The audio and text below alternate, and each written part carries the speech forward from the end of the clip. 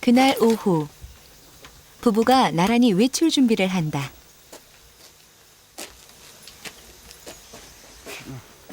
산 깊은 오지 마을. 외출 한번 하려면 차를 타고 한참을 나가야 읍내를 만날 수 있으니 외출이 좀처럼 쉽지 않은 상황. 오늘은 특별히 마음을 먹고 집을 나선다.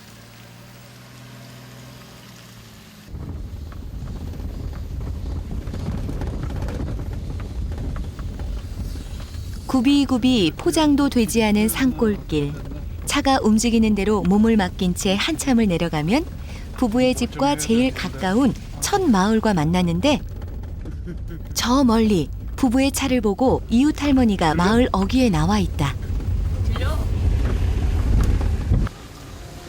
선배, 머리띠 이쁘게 입었어 오늘. 어디 가려고? 안녕하세요. 어디 가려고?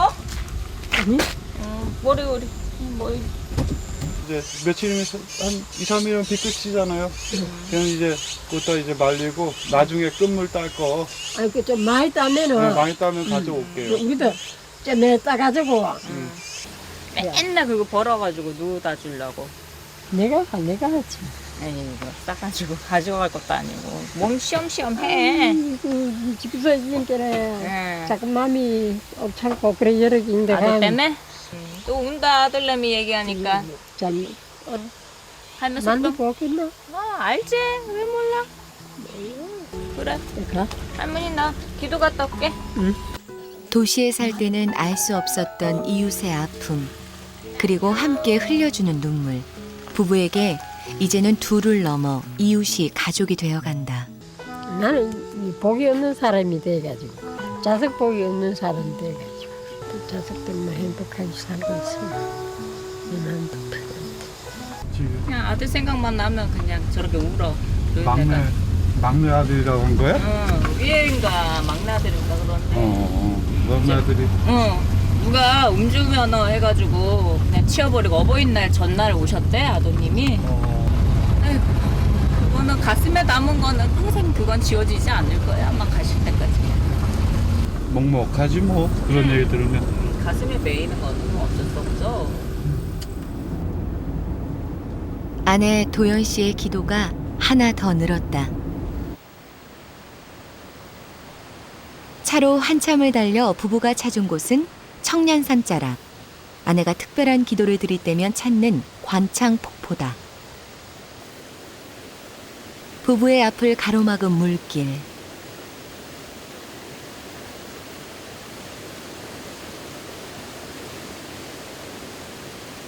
그동안 수많은 강물을 부부는 이렇게 하나가 되어 건너왔을 터. 험한 산길을 오를 때에도 나란히 보폭을 맞춘다. 아이고 비 이제 조금씩 오니까 어. 좋네. 여기가 길은 이쁘잖아. 네. 아이고 입구에 저 물이 이렇게 넘치는구나. 그래도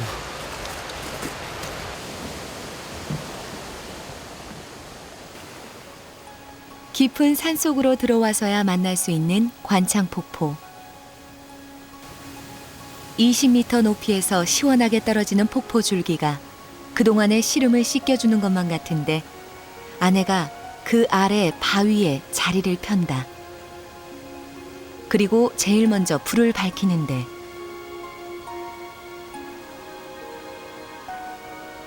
이 순간만큼은 한 남자의 아내가 아닌 무녀의 모습.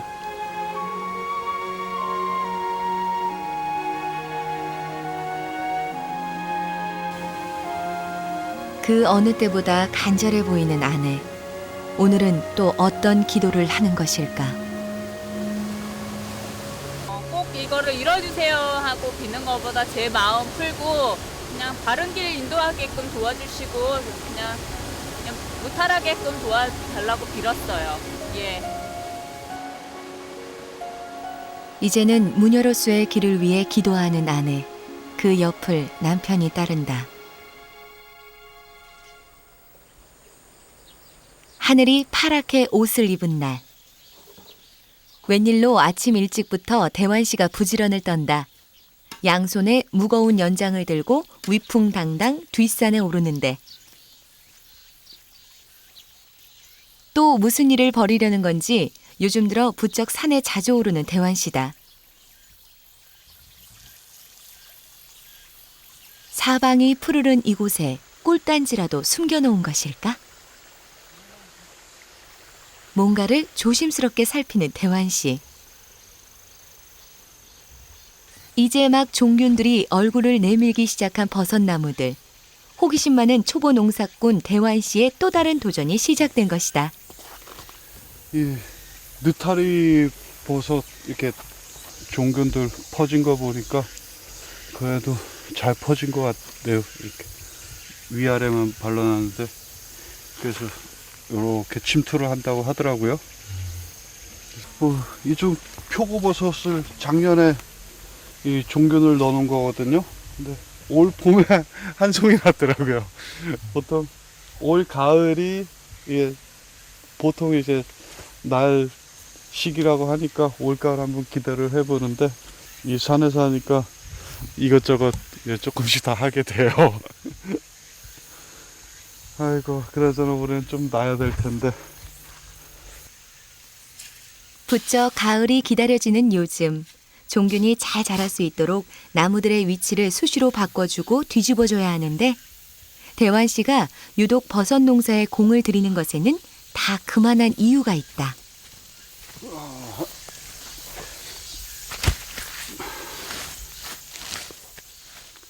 암에 걸려 큰 수술을 한 아내에게 버섯은 좋은 음식. 대환 씨는 꼭 버섯 농사를 이뤄낼 것이다.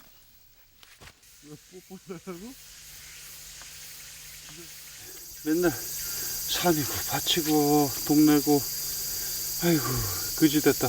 나보다 더 더럽다. 야.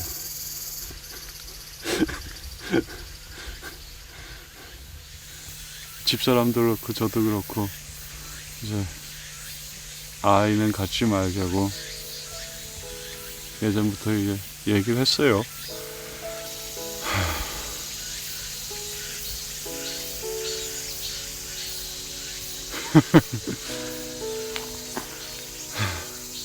제 무당 남편이라고 그런 소리는 감내를 해도 만약에 제 자식들이 있다고 하면은 무당의 자식들이라고 좀 소외받고 손가락질 받고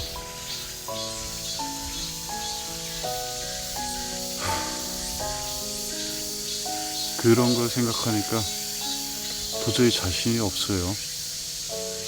뭐 저도 그렇고 집사람도 그렇고 특히 집사람 같은 경우 왜 엄마가 안 되고 싶겠어요. 한 여자로서 한 남자의 아내로 한 아이의 엄마로 살고 싶겠죠.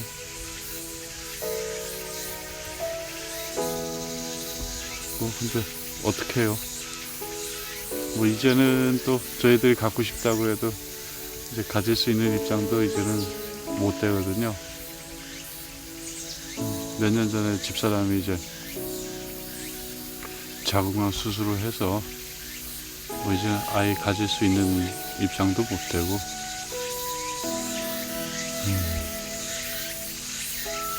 그래서 그냥 잊고 살아요. 잊고 살고 저희들 부부 둘이서 가장 재밌고 웃을 수 있는 일들을 그것만 생각하는 것 같아요.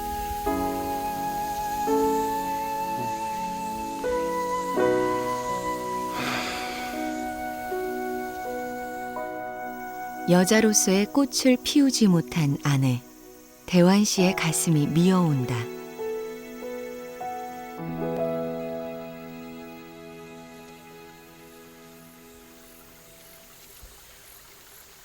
남편의 이런 마음을 아내는 누구보다 잘 알고 있다.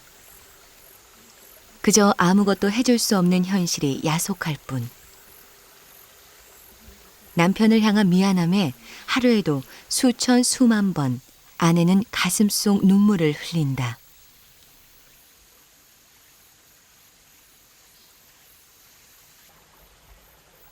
산에서 내려오다 아내의 모습을 보게 된 대환 씨. 애써 외면을 하는데 잘 안 보려고 해요. 좀 이상하게 저런 순간은 좀 제가 어색해지더라고요. 내 집사람이 아닌 것 같고. 그래서 좀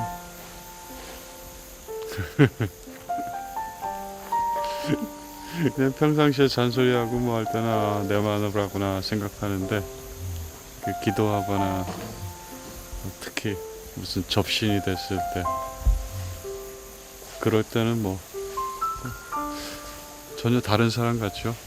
그러니까 순간순간 무녀의 삶을 살고 있는 아내와 마주할 때면 아직도 가슴이 아픈 대환 씨다. 어느덧 어둠이 찾아온 산골. 하루 종일 기도하느라 힘들었을 아내를 위해 대환 씨가 아궁이에 불을 지핀다. 쓰레기인데 여기서는 다 이렇게 불로 떼고. 혹시 후회하신 적 있으세요? 이렇게 내려와서 하신 거? 아니요, 후회해 본 적은 한 번도 없어요. 단지 이제 좀 불편한 것도 조금 있지만은 뭐 그래도 그거 몇 배 이상으로 여기서 만족감을 주니까 뭐 그 정도는 좀 참을 수 있는 것 같네요. 산골 생활을 시작한 후 감사하는 마음이 많아진 부부다. 시간도 잠시 쉬어갈 만큼 때묻지 않은 자연. 세상과 동떨어진 한적함이 느껴지는 이곳이 웬일로 시끌벅적하다. 아무래도 마을에 큰 잔치가 열릴 모양. 온 동네 사람들이 한자리에 모여 음식장만에 나섰다. 지글지글 부침개는 기본. 남자들까지 나서서 쌈 채소 씻는 일을 돕는데 그 사이에서 대환 씨도 한 몫을 한다. 잔치상에 빠질 수 없는 고기도 커다란 냄비에서 푹푹 삶아지는데 무슨 잔치가 열리려고 이리도 요란한 것일까? 복구. 복붙이요? 그 이제 뭐 일 이제 그 뭐 한다고 다 해놓고 이제 뭐 이거 그냥 모여가 동네 가면 모여가지고 먹는 게. 논매기가 끝나면 벌이는 농민들의 축제. 하루 날을 잡아 음식을 나누며 즐기는 농가의 휴일인 셈이다.